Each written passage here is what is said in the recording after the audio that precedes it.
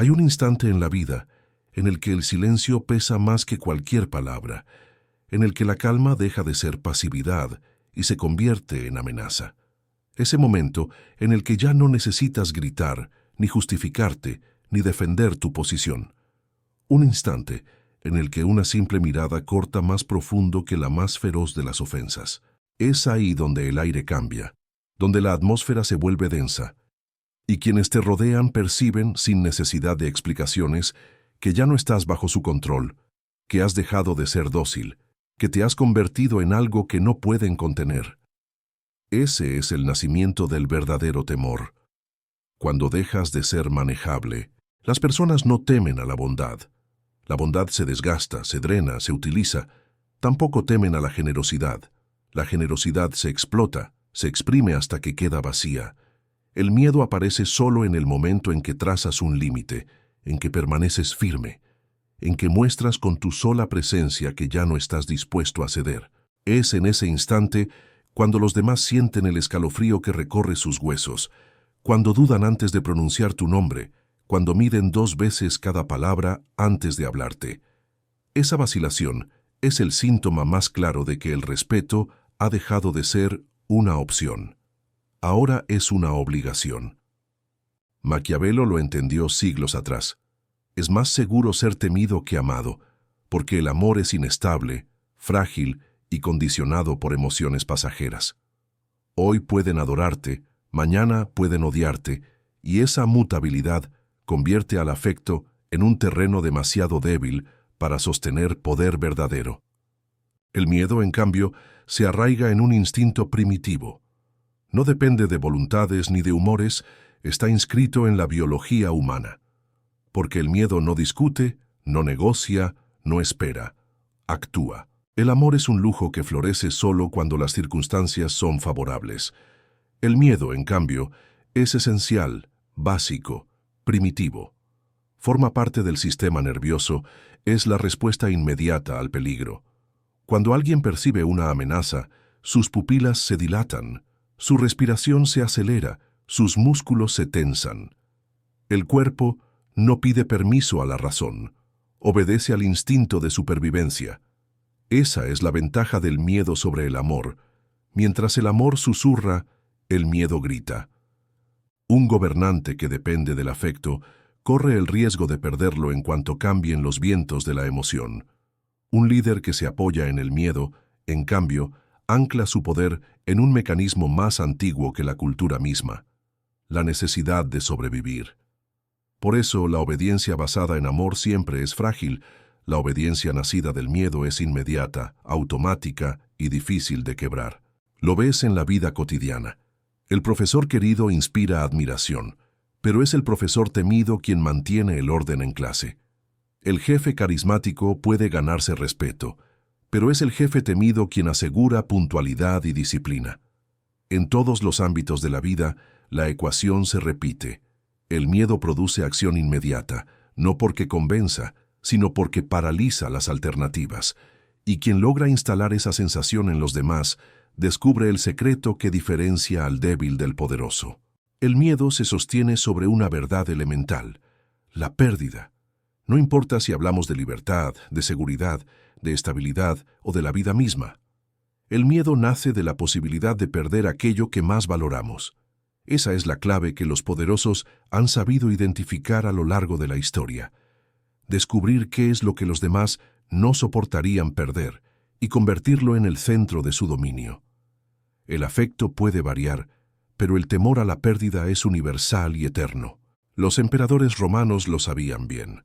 Su poder no descansaba en la simpatía que despertaban, sino en los espectáculos de crueldad pública, ejecuciones, crucifixiones, castigos que dejaban cicatrices en la memoria colectiva. Aquellos actos no eran simples demostraciones de violencia, eran lecciones para todos los presentes. El mensaje era claro: desobedecer tiene un precio, y ese precio puede ser tu vida. El miedo se transmitía de un cuerpo castigado a 1000 miradas que aprendían a no desafiar. Stalin repitió la fórmula en el siglo XX. No necesitaba explicar nada, no necesitaba discursos persuasivos. Bastaba con que un vecino desapareciera en la noche para que toda una comunidad aprendiera a callar. Nadie obedecía por cariño, nadie seguía sus órdenes por admiración. El silencio, la paranoia y la sospecha se convirtieron en la cadena invisible que unía a millones de personas bajo su control. La incertidumbre era su mayor arma. Nadie sabía quién sería el siguiente.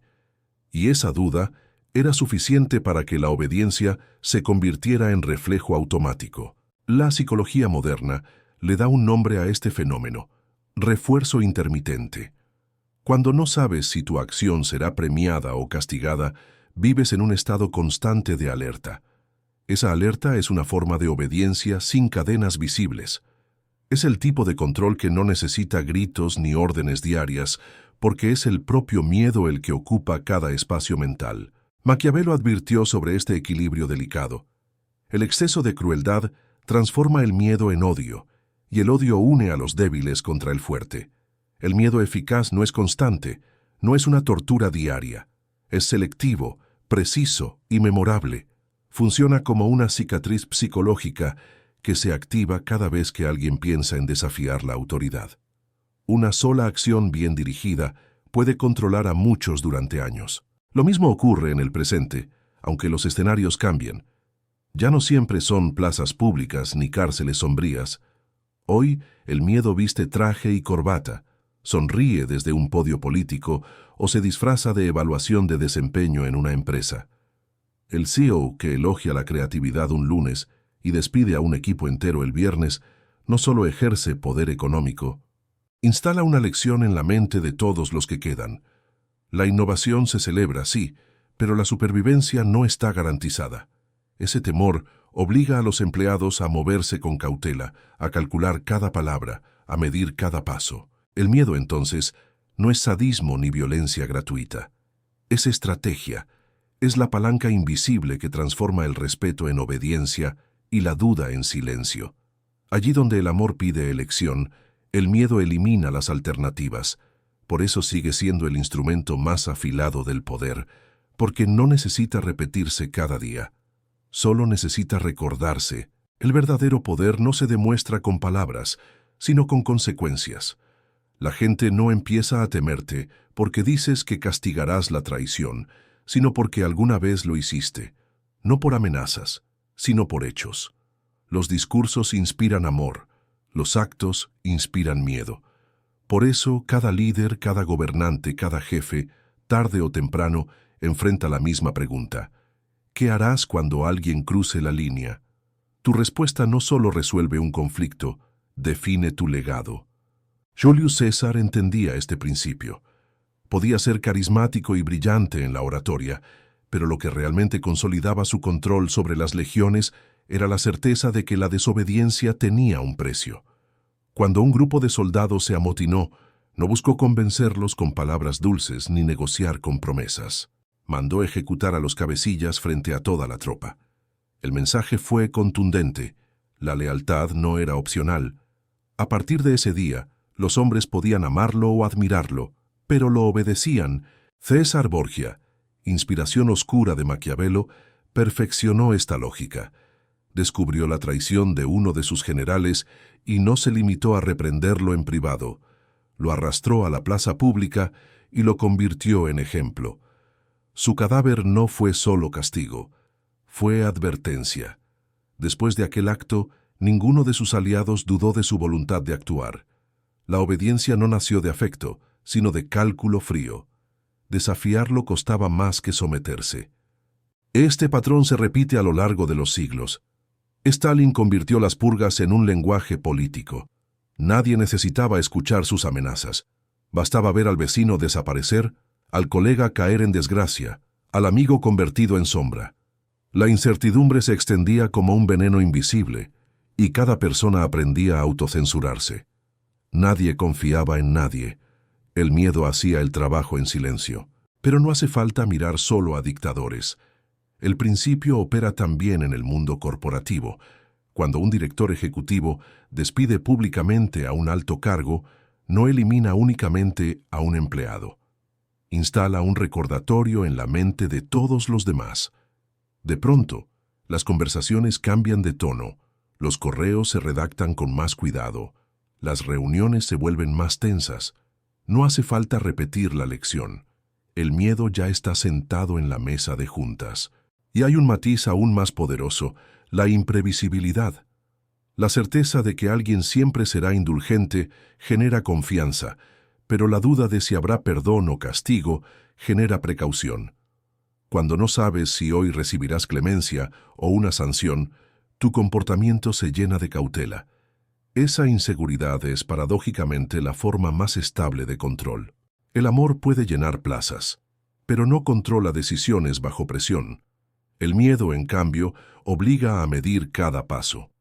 No importa si es en un imperio antiguo, en un régimen moderno o en una oficina contemporánea. Lo que se recuerda no son las promesas, sino las consecuencias. Y el líder que sabe aplicarlas con precisión domina más que aquel que solo inspira admiración. El miedo más efectivo no necesita repetirse constantemente. Una sola acción bien calculada puede permanecer grabada en la memoria durante años. La clave está en la precisión, en aplicar el golpe de forma tan clara y contundente que nadie olvide la lección. Por eso los líderes inteligentes no castigan siempre, sino a veces, y nunca de manera débil. La amenaza constante genera hastío y tarde o temprano, odio. Maquiavelo advirtió este delicado equilibrio. El gobernante debe ser temido, pero nunca odiado. El miedo mantiene el control, el odio lo destruye.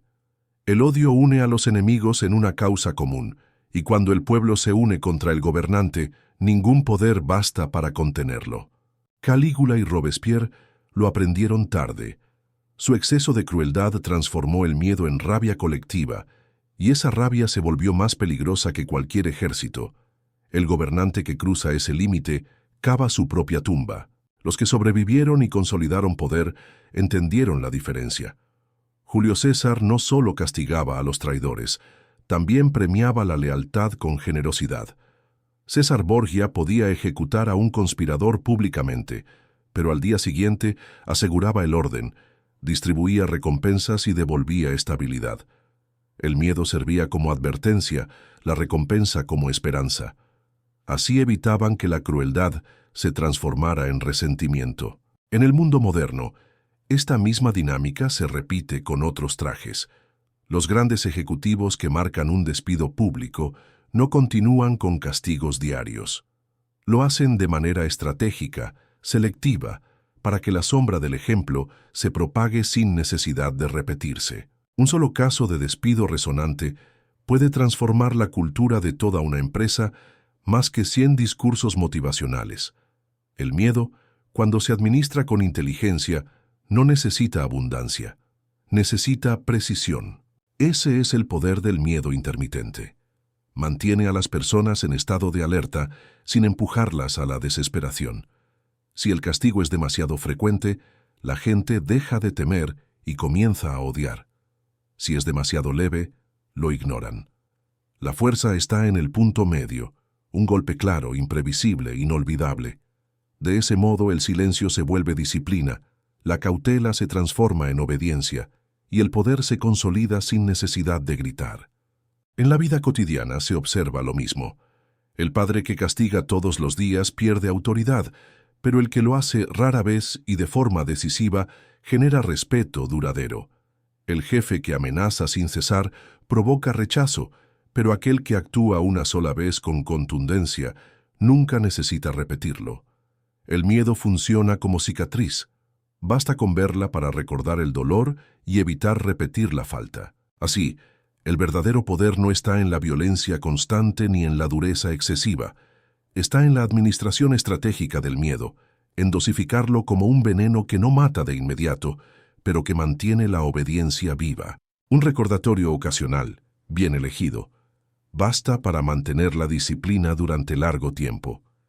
Quien domina ese arte se vuelve más fuerte que el que gobierna con gritos o súplicas, porque el miedo bien aplicado no necesita palabras, vive en la memoria. El poder comienza en el momento en que la gente duda antes de cruzar tu mirada. No es el aplauso lo que consolida tu posición, ni las palabras de afecto, ni las promesas de lealtad. Es el silencio, ese vacío repentino que se instala cuando entras en una sala. Esa pausa incómoda antes de que alguien se atreva a hablar. Ese cálculo interno que todos hacen, midiendo si vale la pena contradecirte o si el riesgo es demasiado alto.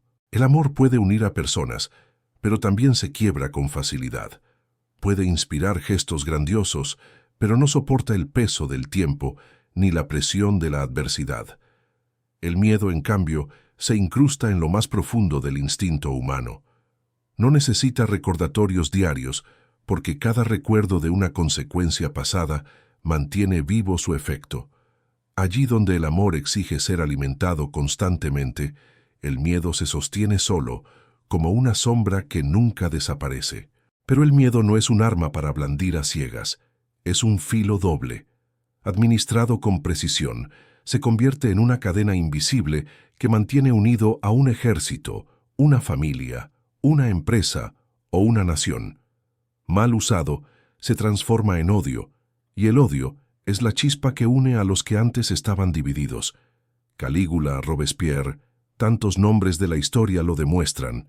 No cayeron porque fueran débiles, sino porque convirtieron el miedo en rencor colectivo. El secreto está en la moderación. Un solo castigo ejemplar es suficiente para condicionar durante años. Una acción contundente pero precisa tiene más peso que 100 amenazas. Así operaban los emperadores, los príncipes renacentistas, los dictadores modernos y los líderes corporativos contemporáneos. La lección es la misma en cualquier época. El miedo no necesita ser ruidoso ni constante, solo necesita ser inolvidable. Quien entiende esto no necesita demostrar poder cada día. No requiere gritos, ni golpes, ni discursos interminables. Su sola presencia genera disciplina. Su silencio impone más que cualquier palabra.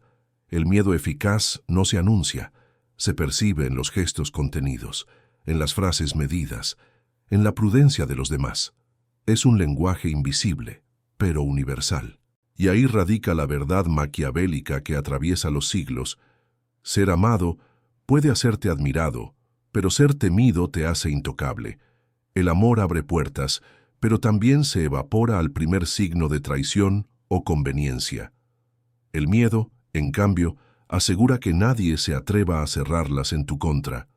Es la garantía silenciosa de que tu poder permanecerá mientras el recuerdo de tus acciones pese más que cualquier afecto pasajero. El poder, entonces, no vive en la ovación ni en el afecto. Vive en la pausa, en la mirada desviada, en el silencio que se expande cuando tu sombra cruza el lugar. Ese silencio no es respeto, es miedo, y mientras permanezca, tu dominio está asegurado.